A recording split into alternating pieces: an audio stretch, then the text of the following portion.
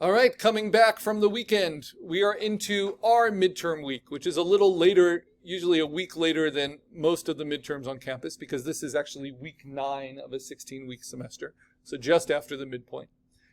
And today we are going to turn in assignment 4. Assignment 4 has 3 requirements: a refined sketch, a black shape logo, and a color variation on the logo. And I say logo, but we're doing personal patriotic symbols that are clear, versatile, and engaging. We're going to be giving our group presentations on the digital imaging discipline that your group chose to examine and find examples for. And we're going to see what the midterm review topics are. That will be on the midterm exam next class. And we'll be getting our minimum of 3 images from the first half of the class print ready, so that between now and next class I can print them for you, so that you have them for our full class gallery critique on Wednesday. And then next class we will have our midterm exam. It's worth 7 points, but it's only 14 multiple choice questions, right? So 7 points out of a 100-point class, that's a pretty big percentage. And they're not gotcha questions or very tricky, but they do require that you know certain principles of digital art so that you'll remember them after the class. Things like file formats, certain vocabulary, things like resolution sizes. And so we'll do a review session at the beginning of exam day as well, for about half an hour, for any particular things that your groups feel you need review of. The goal is that everyone can do well on the exam and that they're focused on learning that information. Next class is also when your questions of the day 1 through 3, it's like the drop dead deadline for those. So if you still need to get credit for any of those, you can do that. We will have what's called a midterm self-assessment as well. And then proving ground number 3 is actually participating in that midterm gallery critique, right? So that's what your prints will be supporting in your coursework. And then, once we're done with all of that, which will probably leave us about half an hour at the end of Wednesday's class, I will talk about our first illustration project, which you're going to be doing a t-shirt design, a spot illustration that's based on vector, line art, and then raster fill. So something a lot of you have been waiting for. And then we get Monday off for Cesar Chavez Day. And when we come back, then you'll immediately start selecting. You'll have the opportunity to select your topic for your final presentations, which will be on a contemporary digital media or imaging artist, where you'll share with us 7 to 10 examples of their work in a very similar format to what we're practicing for this midterm. Yes, Isaac? Is that one all solo compared to like the midterm project? Yes, your final presentations are each individual. And you'll see that we are doing those across 2 class periods, April 16th and April 21st. So they're not at the very end of the class, but they're later on. All right, other questions about the course outline for this week? We always will follow it. All right, so let's make some progress towards it. So what do we need to do first? We have to finish up assignment 4. What can I do to do that? We go to our home page. You can go there with me, and we can go to assignments, our shortcut, so we don't have to go through the whole unit module introducing it again. And we scroll down to assignment 4 where we post it. We've already done proving ground number 2, so now it's just posting the assignment. And what have we done so far? Well, we refined a sketch. And we were working in last class, pretty much all of last class, to make our vector shape, right? We used Vectr.com to do that. And then we actually used Adobe Illustrator to image trace it into a vector format. And out of Illustrator, I have it up on the screen there. We saved it in 3 formats. And the most important are in the 2 transferable vector formats. One is SVG and one is EPS. So I'm going to open up my master folder. I'm going to open up assignment 4. And I'm going to find my vector formats, right? So they are the EPS, right there, which you notice doesn't have a preview. And then the SVG. I mark these as gray. Now, if I open these with a web browser like the SVG, which is a scalable vector graphic, it's the standard vector file format, and I zoom in, you'll see that no matter how much I zoom in, it's clean, right? That's how we know it's a vector, not a raster format, which is pixel-based. Now, would it be helpful if I reviewed how we got there? Raise your hand if it would be helpful, because we do have some videos on it, but about half the class. So let's go to where we created this, right? Which was, and it's linked in the assignment, it's vectr.com, vectr.com. And then it remembers me, because we did create an account. And then I want to go to the SVG editor, right? I don't want an AI vector generator. Though that's a cool tool, without paying, you can't download them as vectors. That's kind of a pointless tool, right? What we're here to do is to create our own vectors, to understand how they are. And even here, they're going to try to force AI features on you because this is freeware. So instead, I want to look at my designs. These are the things I've worked on and have saved. And this is the one I finished. Why does it look black here? Because this is a black on black. It's a black cutout shape, which is what we're trying to do, but it's previewing them on black background. So when I open it, I'll be able to see my image. Now within this would be the program I use if I want to make any changes to my vector. If I wanted to put a little horn, like a rhinoceros horn on this snake, I would go to vectr.com and do this. And then, what could I do? I can use layers to see the different paths. I can use the eyeball to see what they're doing. Right. So my paths are pretty simple. If I want to create a new path, I could use the pen tool. And I could create a shape by dragging and moving, holding down Command,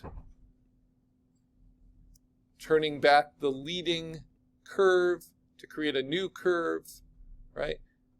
And then I can simply close the path.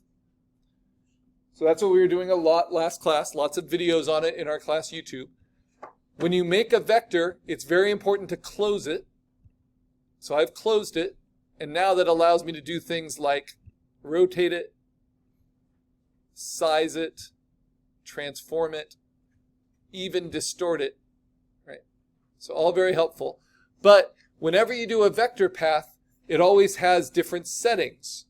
So the two settings it has is it has a fill and it has a border, or what Illustrator calls a stroke. Right now, all I'm seeing is a 1 pixel border on it. And what I actually want is for it to be a fill that is black and the border turned off. And it's very important. I'm going to make the border actually turned on just to make this point. And I'm going to make it fluorescent green, pretty thick, just to make this point. All right.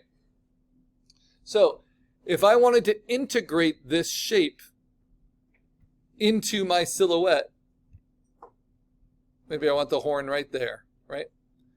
This is another skill we learned. I can merge these together simply by, or I can make duplicates of it. Maybe I want devil horns. So I have one here, and then I'm going to Command C, Command V, paste it. I can flip it horizontally with those options. And I can put it over here. Now the problem is, these both have a stroke, right? This one doesn't have a stroke. So if I merge them first together using this tool, which is the Unite tool, now they're in one path together, right? But they still have a stroke, which could be turned on or off. Now if I hold down Shift and I add the snake path and then I merge them, now that whole snake path has a stroke, right? So these are always properties that can be turned on or off. But because I had it turned on here, it masked the corner. And now I can't fix that because the horn is no longer on its own. So this is why we don't want to design black shaped symbols with strokes, right? At the end of the day, we want to make sure all those strokes are turned off, even if we use them for a short time in order to help us trace our sketch, right? So I just did Command Z. I'll do Command Z again to uncouple them. Okay, so now I have individual vector paths, right? I'm going to turn off the strokes on each of them. So when I overlap them, I can really see when that corner gets sunken below. There we go. What do you guys think? Do you think those horns work on the snake? Okay. So if this is my new logo, then I need to make it kind of clean. This is also how you can punch out shapes from other shapes, right? So if I make another duplicate of the horn, just show you this. And this time, just for clarity, I'm going to change its fill color to pink, right? And now I'm going to put this, and I'm going to put it here, and I'm going to rotate it. Whoops.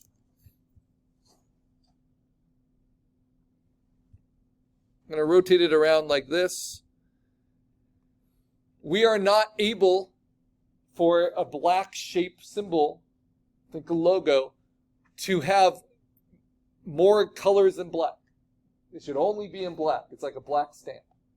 So I can't have pink there, and I can't have white. That white is actually cut out of the black shape. So I want to remind you how to do that. So if I wanted to cut this pink shape out of the black shape, I would hold down Shift, select this one and the one I want to cut it out of, and then I would use this subtract function. Boom. And that would cut it out. So it'd all be one path. That's what subtract does. I'm going to undo that. And now I'm going to instead unite these two, and then I'm going to unite that with the snake. Boom. Now, why did the pink go away? The pink went away because when you unite or subtract, it's going to blend them all into the topmost layer or topmost path. So it brought my snake up to the horns, if that makes sense. And since the horns were above the pink, it brought everything up above the pink. But that pink is still there. So I'm going to go ahead and delete that. But how can I delete it? I want to make sure that only the paths that I can see are being used. So this path with the eyeball shows me where it is. I can't see it. I'm going to delete that. So now this is a very efficient vector. There's no hidden information. My sketch is no longer there. All it is three paths. The snake with the horns now, that wing, and that wing. Ba-boom. All right, now I'm ready to save it. How do we do that? Well, what I'm going to do is export it. I don't need to save it within Vectr.com. It saves automatically. So if I go to Home, I'll see it. It's black on black. I can see the horns in there because I can see it better on my screen than you can. But I'd have to pay in order to output it as an SVG, which is the vector format. And what I think is really dumb is I'd have to pay just to save it as a VECTR format, which is this own program's working format. They've changed that within the last year. It used to be we could output vectors for free from Vectr.com. Now we can only output JPEGs. But because we did create it as a vector, that means we can output it as a JPEG at any size we want. So we want to output it as a JPEG for free at any size we want. The size we want is going to be 3000 by 3000 pixels. That's the equivalent of being 10 inches at 300 pixels per inch. Make sense? Okay, so we download it. Now we have a JPEG, but it's really uncomfortable to me, just being a commercial art professional, that uses vectors all the time. It's really, really uncomfortable to me that I just have a JPEG and I have to rely on being online and logged into this freeware to have